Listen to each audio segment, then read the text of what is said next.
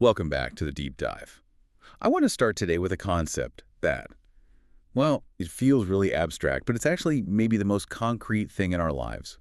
Think of civilization, right? Yeah. Think of it like a massive computer. It runs on hardware, roads, buildings, all that. But it also runs on software, an operating system, an OS that tells everything how to interact, how to resolve conflicts. And today we're basically debugging that operating system. We're talking about the law. Exactly. Ah, And specifically, we're unpacking the Global Legal Education and Management Guide. Now, I know what you might be thinking. I'm not a lawyer, not applying to law school, so why should I care?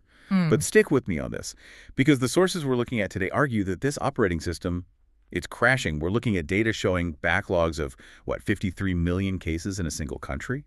The system is just grinding to a halt? It's a crisis of architecture. And what makes this guide so fascinating is that it doesn't just complain. It suggests the fix comes from a very specific type of education. It argues we need people who don't just memorize the laws of one country, but who understand the global mechanism of justice. Right. So the mission for this deep dive is kind of twofold. First, we're looking at the global classroom, what it really means to study law internationally. And second, we're going to look at this crisis of 2025, the massive failures facing legal systems, and how law management might be the patch we need. It's a huge shift from viewing law as a book of rules to seeing it as a management system, and that one distinction changes everything. Okay, so let's get into it. The guide opens with this big value proposition. Why go global? Right. Because, I mean, let's be honest, law seems like the most local profession there is. If I'm a lawyer in New York, I learn New York law. Going to London seems, I don't know, inefficient. It does. If you see law as just a checklist of do's and don'ts, then yeah, it's inefficient. But the guide's point is that the modern world doesn't operate in those silos anymore. It's all about what they call hybrid systems. Define that for us. What's a hybrid system in this context?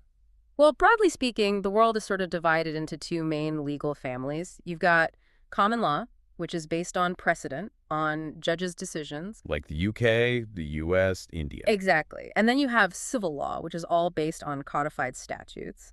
Think most of Europe, South America. A hybrid education forces you to understand both of those ways of thinking. Okay, I get the theory, but how does that actually help me get a job? Okay, think about a multinational corporation. They're signing contracts that cross borders every single day. Their supplier's in Germany, which is civil law, and their distributor is in Texas, which is common law.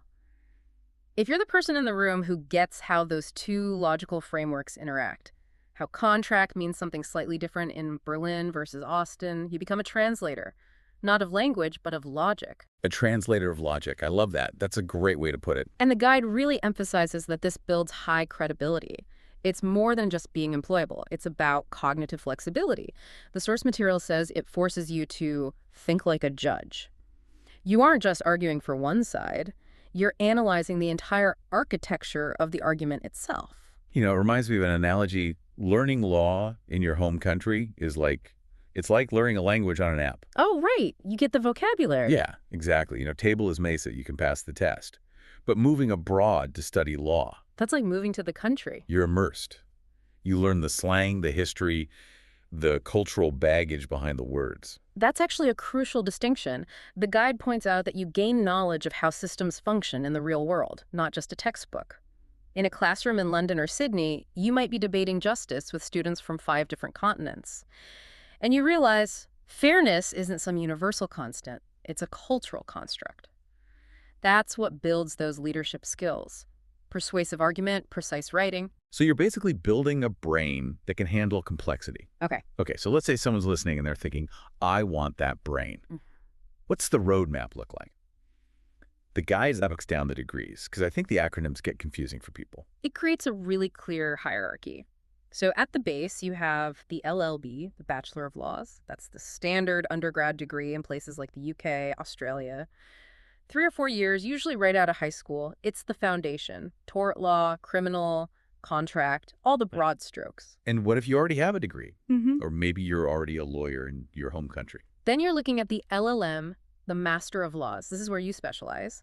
The guide highlights this is usually a 1-year sprint. You're not learning the basics. You're doing a deep dive into human rights or IP or corporate governance. It's for the specialists. And then For the brave few, there's the PhD. The philosophers. Exactly. The future policymakers, the people who want to spend 3 to 5 years asking, what is the actual nature of truth? It's grueling, but it's essential for an academic career. Let's talk destinations, because the where seems to matter just as much as the what. The guide profiles the UK, the US, Australia, and Canada, and they all have a different feel, a different personality. They really do. I mean, if you go to the UK, you're going to the mothership of common law. The guide describes the education there as analytical and demanding. It's very historical. You're tracing legal thought from the Magna Carta all the way down to today. It's about prestige and rigorous text-based analysis. Okay, versus the US. The U.S. is a completely different beast. First, law there's a graduate degree, the JD, but it's the teaching style that really sets it apart, the Socratic method. That's the scary one from the movies, right? Yeah. Where the professor puts you on the spot. It is. You walk into class, professor cold calls you, and just grills you on a case until you either crumble or you defend your position. It's about aggressive debate, practical application, winning the argument. It builds an incredibly thick skin. So UK is analyze the text, US is win the argument. What about Australia? Australia is the pragmatist. The guide notes that Australian education strikes a balance. It's academically rigorous, but there's a huge focus on internships, on industry exposure, on how does this actually work in a firm? It's very vocational, but in the best sense of that word, it's designed to make you workforce ready. And Canada. Canada is the laboratory. Because of Quebec, Canada has to operate with both French civil law and English common law. So if you want to understand that hybrid system we were talking about, Canada's the best place to see it in action. It's a bilingual legal system, really. Okay, this all sounds incredibly sophisticated, very exciting, but we have to pump the brakes. There's a section in this guide that is just a massive reality check. It is not all ivy-covered walls and spirited debates. No, and this is where the source material gets very, very real. The first hurdle is the obvious one. Money. Tuition in London or New York or Sydney is, well, it's high-end. We are talking a significant investment, often 6 figures. But there's a bigger risk than just the debt, isn't there? The guide calls it a trap. The licensing crap. This is, and I can't stress this enough, the single most important thing for any listener to understand. A law degree is not a license to practice law.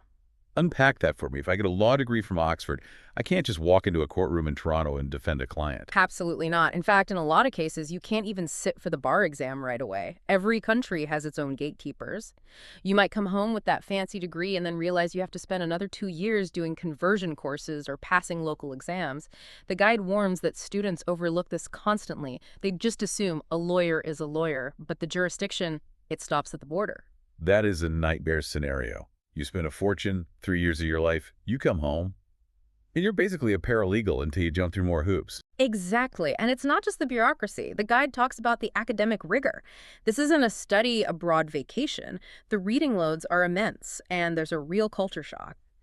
In some legal cultures, silence is a sign of respect. In others, like the US, silence is failure.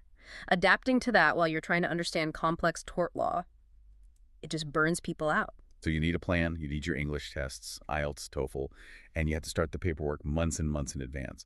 But I want to pivot here because the guide takes this really interesting turn. It moves away from the student and it looks at the system they're graduating into. Yeah. And, well, the numbers are terrifying. This is the crisis of 2025, and it really comes from a distinction the guide makes between the law and law management. Which is what exactly? But the law is the abstract ideal, right? The rules for peaceful coexistence. Law management is the machinery. It's the courts, the filing systems, the clerks, the software, and that machinery is just broken. The stat that just jumped out at me, and I had to read it twice, was about India. The guide projects that by 2025, we're looking at 53 million pending cases. 53 million. It's a number so big you can't even really visualize it. The guide said some of these cases are over 30 years old. Can you imagine filing a lawsuit when you're 30 and getting a verdict when you're 60? That's not justice. That's just a legacy you're leaving to your kids. And it's not just India, though the scale there is unique. The guide also notes that 63% of lawyers in England and Wales said that poor court facilities, like the physical buildings and bad tech, were a primary cause of delays. So why is this happening? The guide gives a list, a diagnostic list.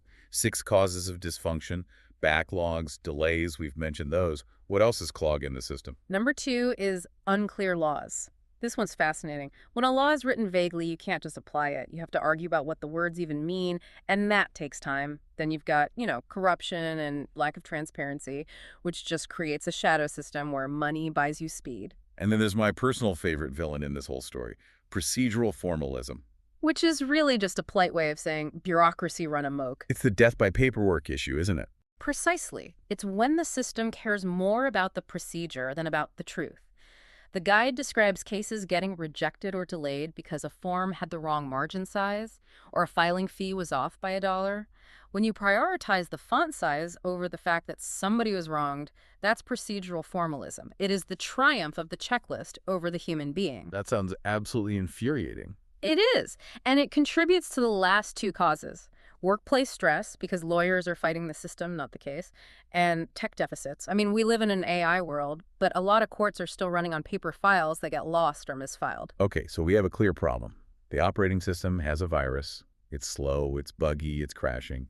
So what's the solution? The guide talks about a new guard. What are these students we talked about earlier supposed to do with this mess? They're supposed to manage it. The guide proposes this shift to law management. It means we stop treating law like a philosophy class and start treating it like a supply chain that needs to be optimized. What does that actually look like, on a Tuesday morning? It's surprisingly practical stuff.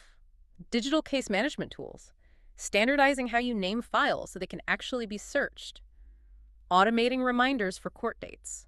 It sounds, well, a little boring.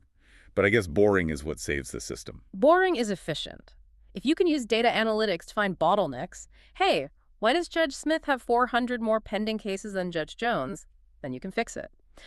The guide uses a great quote from Oliver Wendell Holmes Jr. The life of the law has not been logic. It has been experience. Meaning what? Exactly. Meaning the law has to actually work for the people using it today. If the experience of the law is waiting 30 years for a decision, then the logic doesn't matter. There's also that Theodore Roosevelt quote, "No man is above the law, and no man is below it." Yeah, I've always heard that as, rich people shouldn't get away with crimes. That's the standard take. But the guide flips it. If you're poor and the system is so clogged and expensive that you can't even get a hearing, you are effectively below the law. You're beneath its protection. The law might as well not exist for you. That's a really powerful reframing. So these students going to the UK or Australia, they're not just learning how to say objection. They're learning to be architects who can come back and renovate this crumbling building. Exactly. They're bringing back best practices. In London, they handle scheduling like this. In Singapore, they use the software. That cross-pollination is the only way you clear the backlog. Let's ground this before we finish up. We've been very high level. But the guide includes these case studies from Letzstudy of real students trying to navigate all this. Right. And their confusion really illustrates why it's so hard. Right, and these stories are important because they show even really smart people get lost. Take Ananya Rao from Bengaluru. She was a perfect example of the paradox of choice. She knew she wanted the UK, she had the grades, but she was just paralyzed by the options, which university, which LLB program is right for an Indian context. And the guide says she succeeded because she matched her profile to a specific pathway. It wasn't just apply everywhere and hope. It was strategy over volume. She had to deconstruct her own background to find the UK program that valued it. Then you had Prashant Goda. He was torn between staying in India or going abroad. He literally did a cost-benefit analysis on his own life. Which sounds very lawyerly of him. It was. And he realized his goal was international corporate law. Once he admitted that, Australia became the logical choice because of that practical global balance we talked about. He needed a system that taught business, not just pure theory. And Nikhil from Mangaluru, I really felt for him. He was just drowning in paperwork. The administration just crushed him. He nearly missed deadlines, not because he wasn't smart, but because the application process itself is a test of bureaucracy.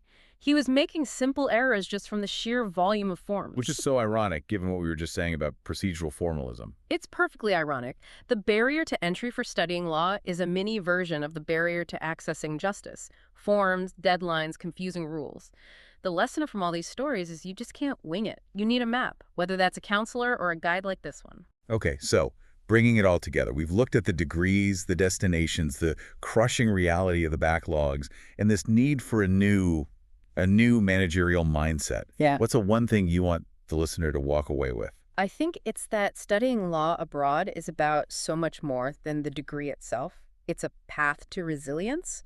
It changes you personally. You become more independent, more flexible. But more importantly, the world needs this skill set. We don't need more people who can just recite statutes. We need people who can design better systems. Because if we don't fix the management side of things, the justice side is just. It's a fantasy. Precisely. Justice delayed is justice denied.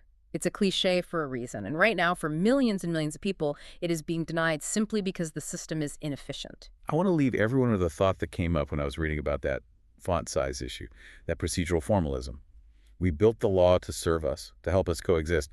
But somewhere along the line, we started serving the law. We started serving the paperwork. It raises the question, are we the masters of the system, or are we just the fuel for it? If you're listening to this and you're thinking about this career path, maybe you're the one who goes in there and flips that equation back the right way. The tools are there. The education is out there. It's just a matter of going to get it. Thanks for diving deep with us today. Always a pleasure. See you in the next Deep Dive.